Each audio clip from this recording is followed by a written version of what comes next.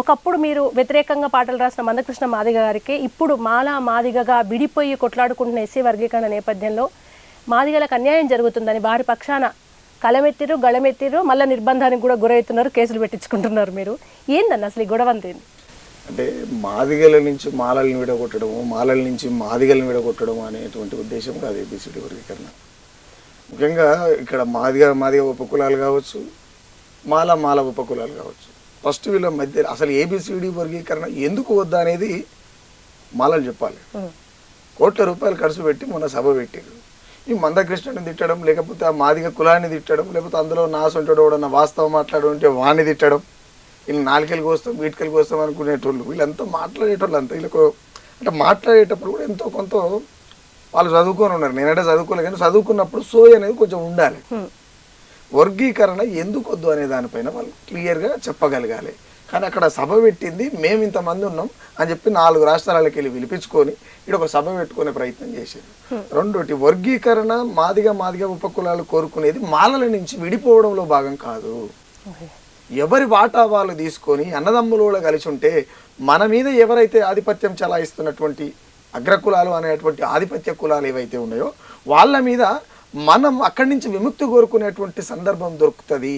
కానీ ఉన్నది నువ్వే కడుపు నిండా తింటే, ఒకటి ఎండి సస్తే ఒకటి నిండి పొరలాడితే, అంబేద్కర్ కోరుకున్నటువంటి సమన్యాయం, సామాజిక న్యాయం ఇది ఎట్లా కొనసాగుతుంది అనేటువంటి పాయింట్ ఆఫ్ లో ఏబిసిడి వర్గీకరణ జరుగుతుంది.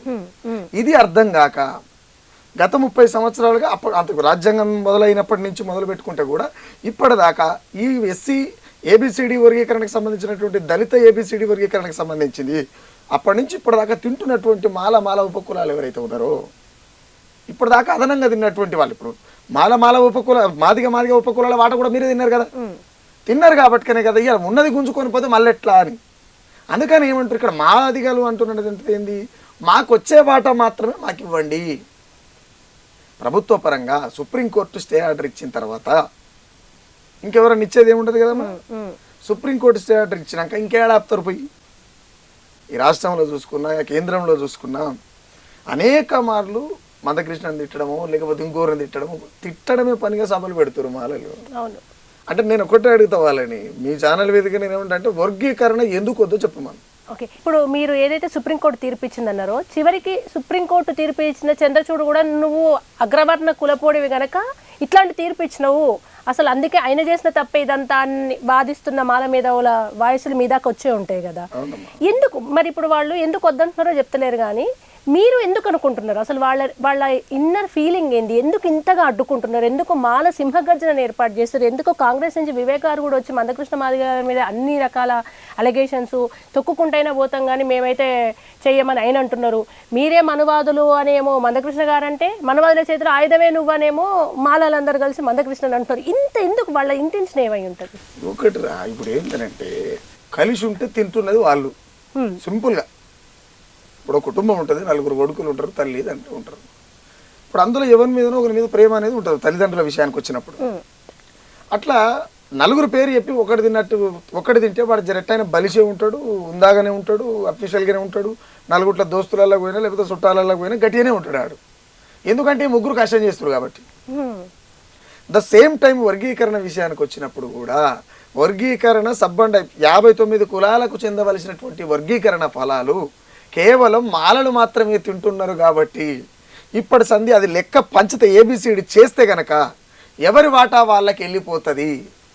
అప్పుడు ఫర్దర్గా మేమేంది, ఇప్పుడు జనాభా ప్రకారం చూసుకున్న లక్షల కొద్ది ఎక్కువ ఉంటారు మాదిగ ఉపకులాలు. అవును, లక్షల కొద్ది ఎక్కువ ఉంటారు. 7%, 6% అన్నారు, కానీ పర్సంటేజ్లో ఏమో మాదిగలు 1% కనిపిస్తున్నారు. కానీ లెక్క తీస్తే లక్షల్లో మాదిగలు ఎక్కువ ఉన్నారు, లక్షల్లో మాలలు తక్కువగా ఉన్నారు. అవునమ్మా.